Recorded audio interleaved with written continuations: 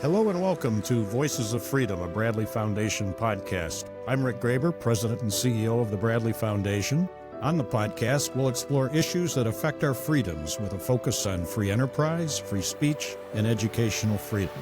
So let's get started. With the threat of growing conflict in the Middle East, the ongoing war in Ukraine, China's unquestionable ambition to be the global superpower, and of course, a looming United States presidential election, 2024 is already shaping up to be a really complex and uncertain year. Our guest today has one of the sharpest military minds in the country and joins this episode of Voices of Freedom to share his thoughts on what the latest developments mean for America and for global stability. General Jack Keane is a retired four-star general and commentator whose 37 years of public service culminated in his appointment as acting Chief of Staff and Vice Chief of Staff of the United States Army. General Keane serves as an advisor to presidents, cabinet officials, members of Congress, international leaders, CEOs, and business leaders. He's the chairman of the Institute for the Study of War and is a senior strategic analyst for Fox News. General Keane is a member of the Secretary of Defense Policy Board, having advised 4 defense secretaries, and was a member of the 2018 and 2022 Congressional Commission on the National Defense Strategy. General Keane has received numerous awards and accolades, including the Presidential Medal of Freedom. He was also a 2015 Bradley Prize winner. General, it is wonderful to have you. Great to see you. Yeah, delighted to be here with you, Rick, and our audience. Thank you. Thank you. Well, General, let's jump right in. The current world order really seems to hang in the balance, and I don't think that's an overstatement. There's a war in Ukraine, conflict in Gaza, Iran-backed Houthi attacks on commercial ships in the Red Sea, rising tensions regarding Taiwan. The surge in global conflict has led to speculation by some that we're on the precipice of World War III. Do you think that's a step too far? Well, I think the global security challenges that the United States are facing are really on a scale we've not seen since certainly the existential threat of the Soviet Union, but even going back to what you just said, World War II. And the reason for that is that when you look at the 3 vital national geographical areas of interest that the United States has, defined by 2 presidents, President Trump and President Biden, they both agree Europe, the Middle East, and the Indo-Pacific region are vital national interests to us. We have war in 2 of those. And in the third one, President Xi is threatening war.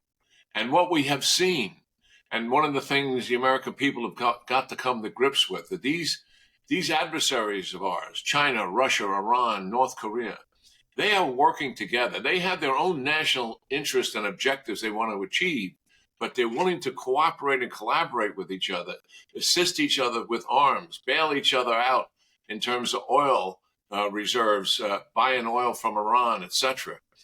They're willing to do that because they believe they have a common enemy in the United States. They believe that the United States leadership is weak and we're in decline as a country compared to what we were in the 20th century as the world's global leader. And they think we're vulnerable. And as a result of that, they're seeking opportunity here. So we're not directly involved in the fighting in Europe. We're not directly involved in the fighting on any significant scale except for radical Islamists in the Middle East. But there is potential for both. And there's certainly potential for our involvement in the Indo-Pacific region. So some of the conditions, I would say, are there. It's not directly comparable to the conflict on multiple continents and multiple regions in World War II, but it has the potential to get there. And we can avoid this with strong leadership and returning deterrence into our kit bag to make certain our adversaries know there are consequences if they continue to pursue these naked, ambitious goals that they have. An important point. Let's take a little bit deeper dive into each of the conflicts. We hear an argument from some that we should be cutting our funding to Ukraine and instead focus on the crisis on our southern border. I don't agree with that. I don't think you agree with that. But what's the impact to America and to the world if Vladimir Putin is victorious in Ukraine? Well, let's first just say something about the southern border. I mean, it is hemorrhaging. It is a national security and humanitarian crisis, to say the least. And certainly the scale that it's gotten to is absurd. And it has been unacceptable, I think, right from the very beginning of the Biden Agreed. administration, when they opened the floodgates and incentivized people to come here with really no check and balance whatsoever. We can't continue like that. And that doesn't mean that we cannot, under a different policy, this is a policy of choice for the Biden administration, that under a different policy with a different president, or maybe this president is going to make a change in the policy. That's his choice. And that's why we have this hemorrhaging and this crisis. There's no other reason for it. It's that reason. Secondly, dealing with Ukraine, it's indisputable. If we pull away from Ukraine and don't provide the material and financial assistance that they need, we will lose it. I chair the Institute for the Study of War. We look at this 24/7. There's no doubt in our minds that Russia would eventually be able to topple the government and take control. The Ukrainians would always arm their citizens and fight them as insurgents for as long as there were Russians on their soil. But Russia would have control of the country. And we know for a fact that Russia plans not to stop at Ukraine, to move into vulnerable Eastern European countries, specifically the Baltics as an example. And to prevent Russia from doing that after we lose Ukraine, here's what we'd have to do. We'd have to put more capability into Europe, more troops into Europe. We would need F-35 stealth fighters. We would need stealth bombers to be able to penetrate Russia's air defense. We have to move in more cruise missiles and other long-range land-based missiles to deal with Russia's capability. The cost would actually exceed what we're doing right now to support Ukraine. And after all, I mean, what our audience has to remind ourselves is Ukrainians are fighting this. They're not asking for our troops on the ground. They are doing the fighting and the dying. With the proper support from ourselves and the Europeans, we are still of a mind that the Institute for the Study of War, despite the fact that Ukrainians haven't made substantial gain in the last 6 to 7 months, that they can make substantial gain and push most, if not all, of the Russians out of their territory with the proper assistance. What a huge gain that would be for us to hammer the Russians, so to speak, push them back for years from their ability to do anything consequential. And we haven't lost any people in accomplishing that mission. Yes, we have provided with financial assistance in doing that, and that's hard-earned taxpayers' dollar money. But what a return on the investment we get for something like that. And it just seems to me that as a global leader, sometimes the United States has to do more than one thing at the same time, including the border, including places like Ukraine. Let's move on to Israel. The goal of the Israelis is to eliminate Hamas. How realistic is that? And how long do you see that conflict playing out? Well, it's a very ambitious goal.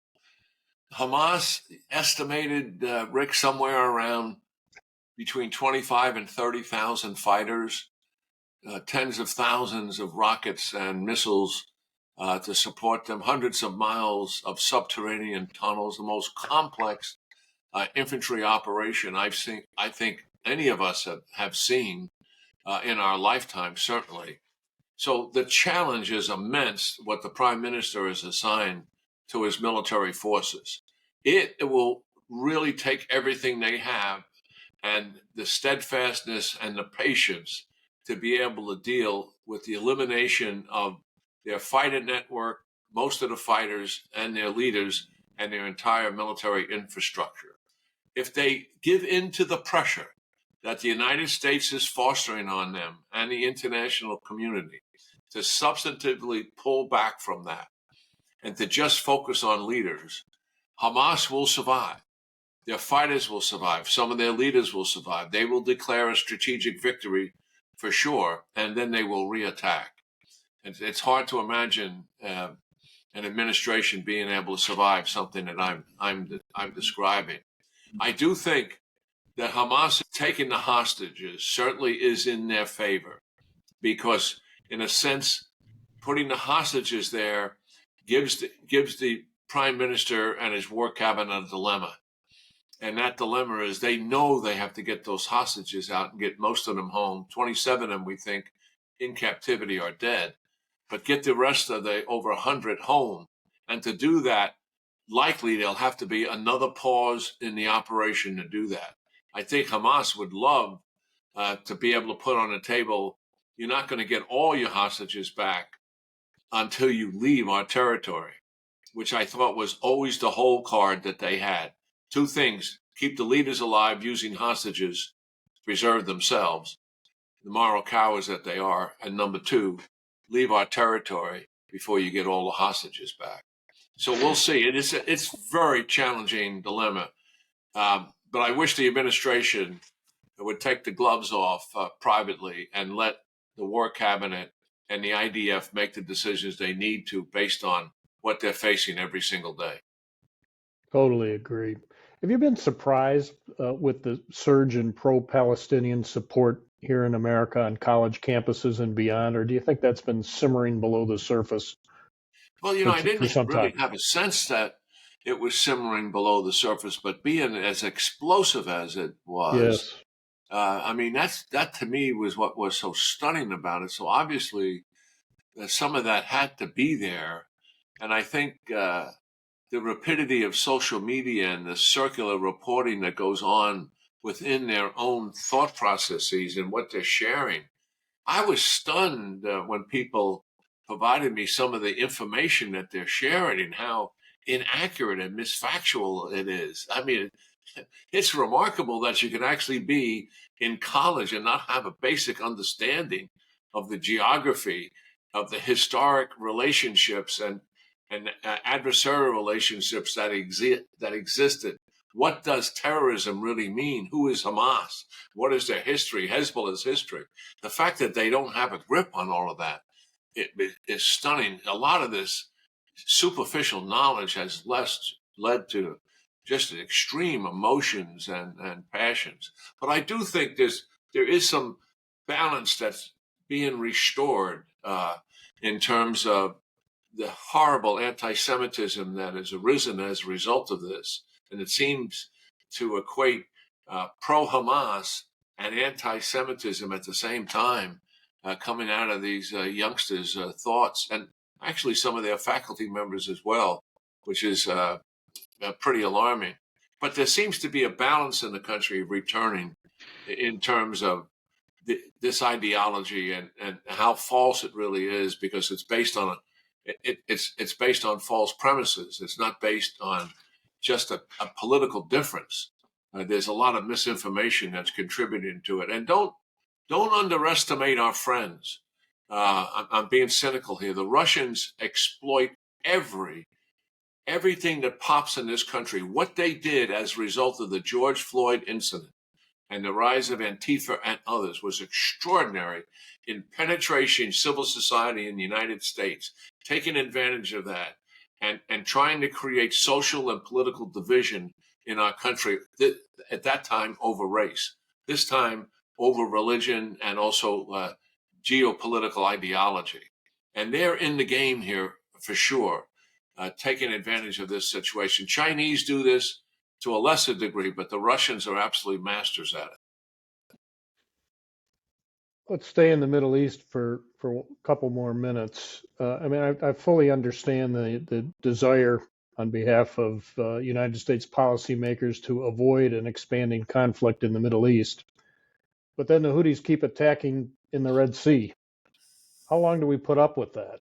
How do we handle what is clearly still another difficult and developing situation? Well, strategically, you have to look at what has really happened. And this administration has actually refused to come to grips. But the reality is that Iran's strategy is simply to dominate and control the Middle East and the flow of oil out of the Persian Gulf. And they have two means to achieve that. One is to drive the United States military out of the Middle East. And the second thing is so weaken the state of Israel that people don't want to live there. And they use a much shorter term than that, destroy the state of Israel. But they want to destroy people's confidence in the government and its security forces, and then therefore take away the basis for its existence. And to do that, for 43 years, they have been using proxies to accomplish that goal and trying not to be directly involved in it themselves. And as we all know, they fund them, they train them, they finance them. This is a major effort, and it's been something of a brilliant strategy for them from the outset. When we lost our embassy in Lebanon in the early 80s, our Marine barracks, 240 plus killed, and the Kuwait embassy, all in the same year, Reagan pulled our troops out of Lebanon, and that was what Iran wanted. I think because that was such a new strategy, a country using a proxy, but in another country, to accomplish its geopolitical goals, and that's proxy's own national interest, was stunning. And we were like a deer in the headlights. And we didn't know how to cope with this because Iran had deniability. But we have learned, Reagan learned. Years later, he attacks Iran because they're interfering with the flow of oil through the Persian Gulf. He goes after their oil platforms, and he goes after their patrol boats and the bases from which those patrol boats are coming from. And what happened as a result of that? Iran shut down. Trump went after leaders, and Iran, IRGC leaders, and Iran shut down. We have to revisit the strategy. The Biden administration will not admit that their strategy has failed miserably. Diplomatically, we need to isolate Iran and stop trying to negotiate a diplomatic solution. It's not going to happen. Number two, economically, return to maximum sanctions and get our allies and partners into this. Get them to find their spine a little bit, that we have got to step up. Iran is behind what is taking place in destabilizing the Middle East, and we have to impose maximum sanctions. So our audience understands Iran is flush with money. Why is that? Because Biden removed the oil and difficult sanctions that the Trump team imposed. They began to remove them in January, and they did it secretly, did not tell the Congress, did not tell the American people. Why did they do that? They wanted to convince the Iranians that they were serious about renegotiating the nuclear deal. And then militarily, we have to recognize that Iran must be held accountable. We don't want to go to war with Iran, and I'm not suggesting a military campaign that would define war, but I am suggesting go after at least the IRGC capabilities, their training center, their bases, and their leaders. And that would make some sense in terms of holding them accountable. New strategy, diplomatic, economic, and military. Squeeze Iran, and you'll see these proxies begin to stand down as a result of it. Specifically with the Houthis. Job one, take down their capability in a sustained military campaign. It's finite. Numbers of rockets, missiles, radar systems, and command and control, and the launchers. That is what we take down. We've taken out about 25, 30%. Let's go get the rest of it. Number two, stop Iran from transloading the rockets and missiles into Yemen, mostly by cargo ships. We have to stop those ships from doing that.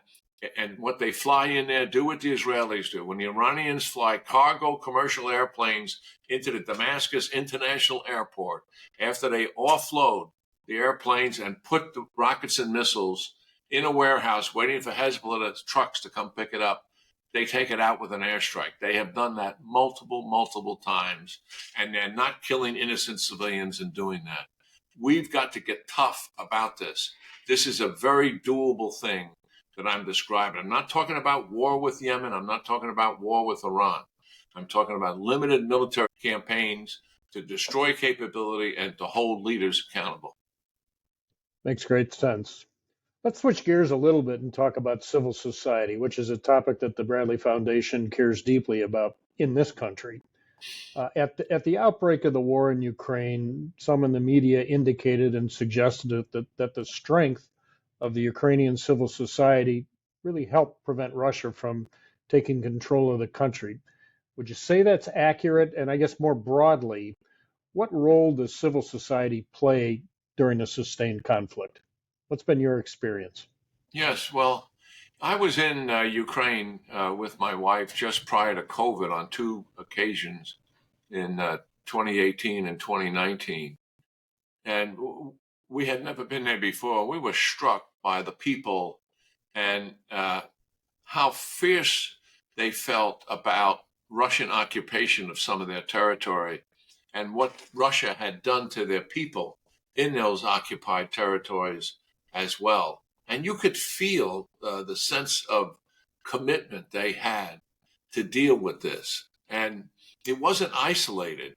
We were dealing with different groups of people, different socioeconomic classes of people, and it was all there. It reminded me of a visit in Israel and how they feel about how they're in with their security forces, they're supporting their government, and the people in their communities are all linked together in this struggle against the adversaries that surround them.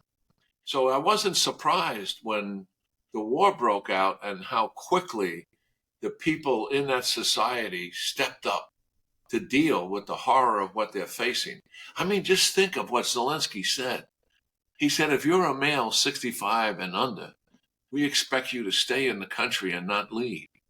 And we expect you to help us defeat the Russians. What a staggering statement that is. Can you imagine an edict like that being issued in the United States of America? I've thought about what our reaction would be to something like that. I would like to think it would be positive if the very essence of the United States was being threatened. But they rose to that Yes. occasion. You saw the people exiting, that first 4 or 5 million people, they were all women and children. It was nothing short of remarkable. I've since been in Ukraine during the war, and they're all in on what has taken place here. Now, Ukraine is struggling with historic corruption that they've had going back to the Soviet model and then their own model that they had when the Russians had huge influence over them.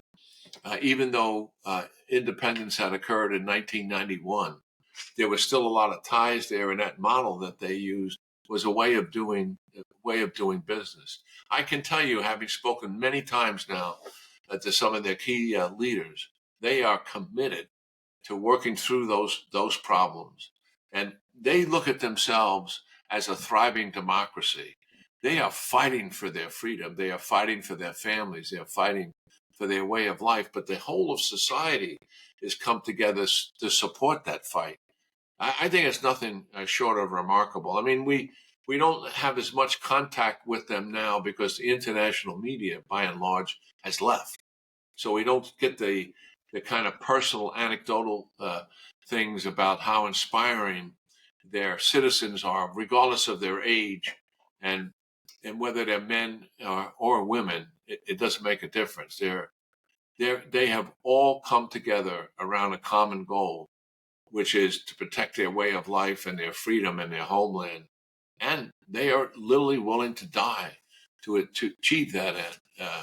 I have just great admiration for them, and I think many in our own country who have seen this and got to know them feel the same way about it. And it's a struggling democracy. It's not as full-throated as ours because they haven't been at it all that long.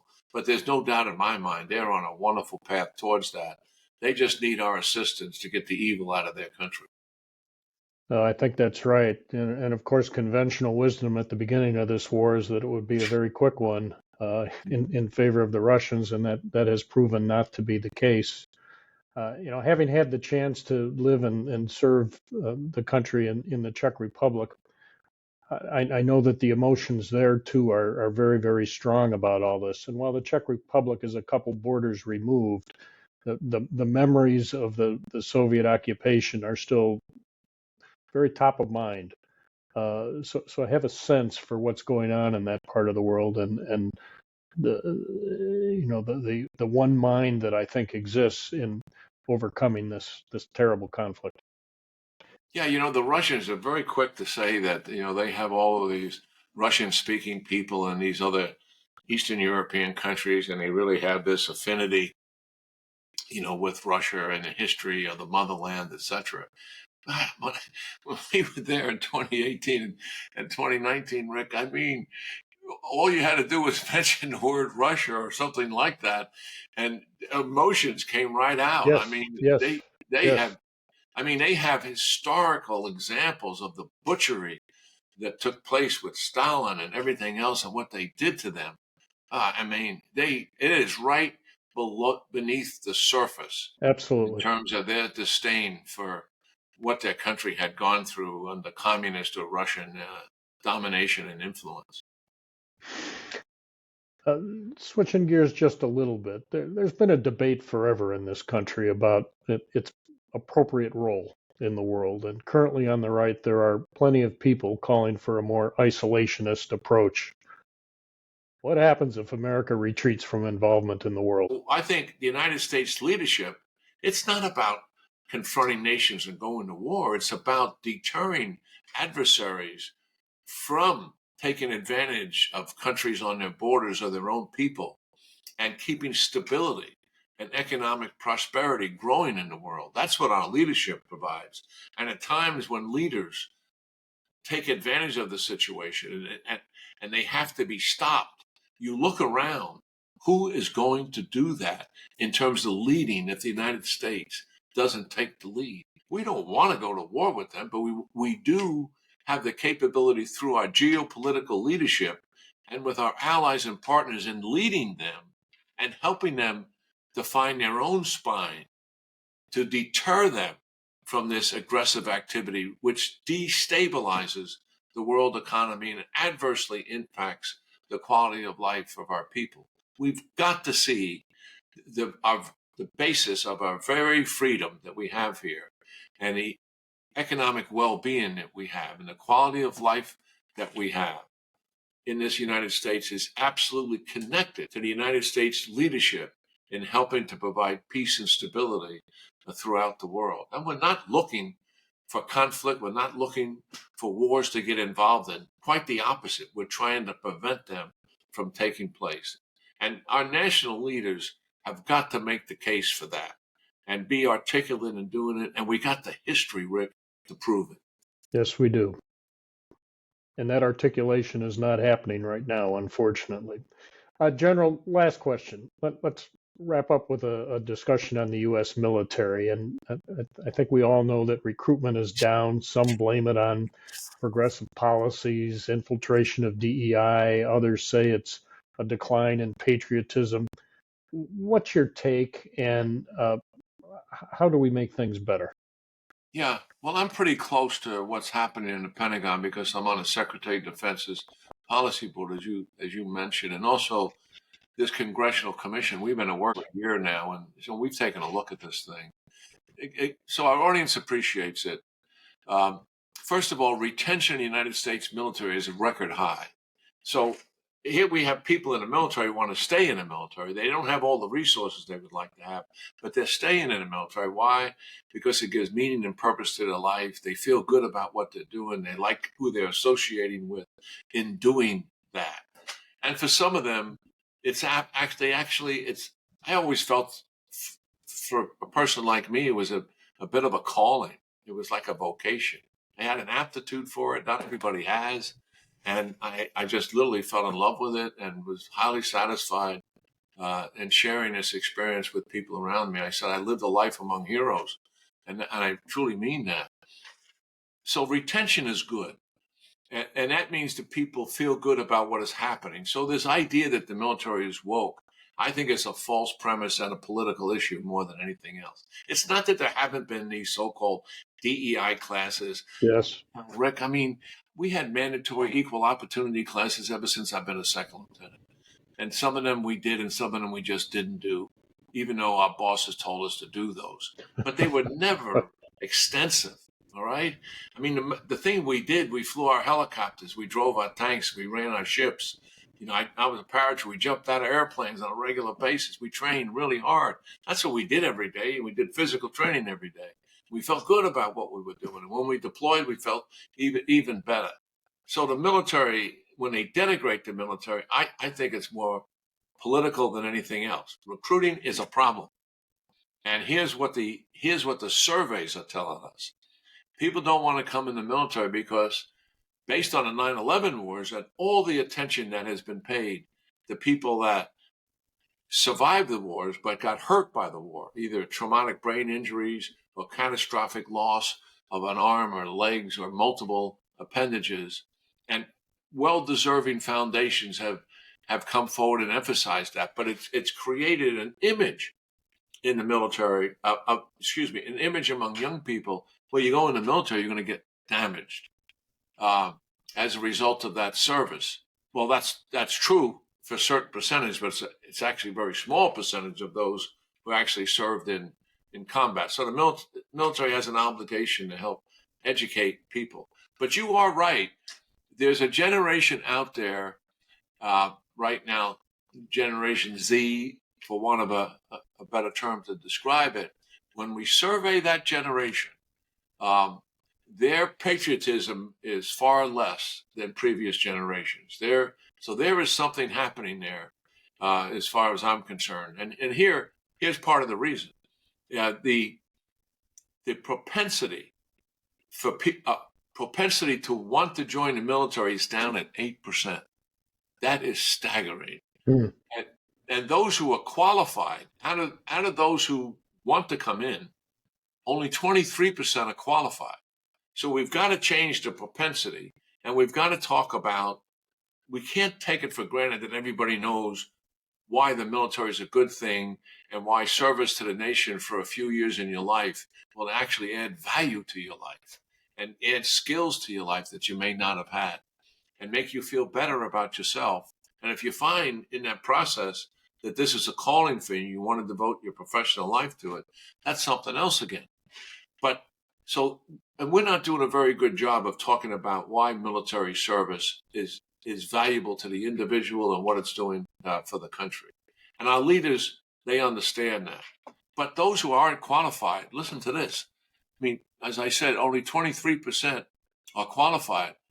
One, we have too many people in this country that are obese, and we have to put them on 6 months or year programs to get them down, loss of weight, where they're actually in some kind of condition to be able to go through basic training, which lasts, for 4 to 5 months. But secondly, we have, so there's medical disqualifications.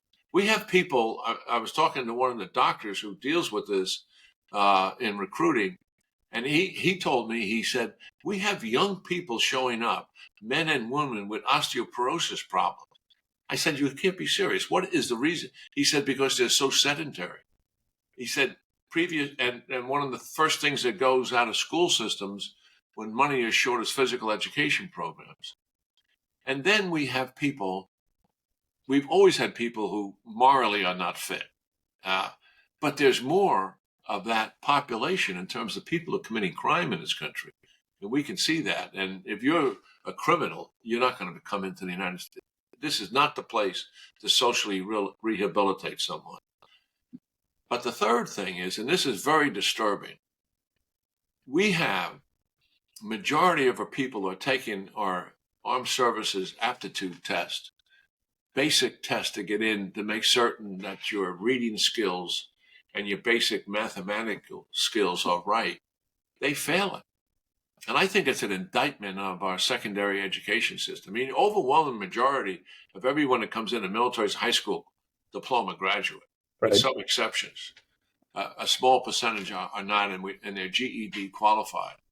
But can you imagine that? We have so many people failing it. So what the Army is doing, they take them in for 90 days. They don't teach the test to them. But you know what they're teaching them?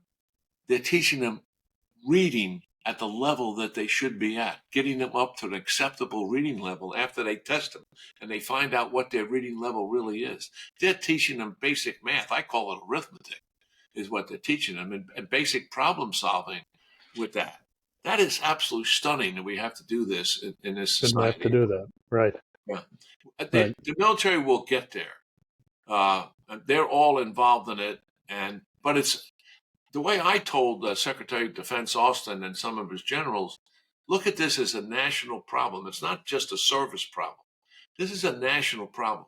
And you got to get the president and influencers in our society to get more involved in it. Educate them on why there's a problem and how they can help, to include our congressional leaders, local governors, and other community leaders into why we need a very good military with high quality people who want to be a part of it. And I think we have to stay optimistic. We have no other choice. General Jack Keane, thanks so much for your service. Thanks for your wisdom and your perspectives during these difficult times. We really do appreciate it. Yeah, great talking to you, Rick, and our audience. Thank you very much. And thanks to all of you, of course, for joining us on this episode of Voices of Freedom. Join us on Apple Podcasts, Spotify, or wherever you get your podcasts for our next conversation on issues impacting our freedom and America's foundational principles. And make sure to subscribe so you don't miss an episode. I'm Rick Graber, and this is a Bradley Foundation podcast.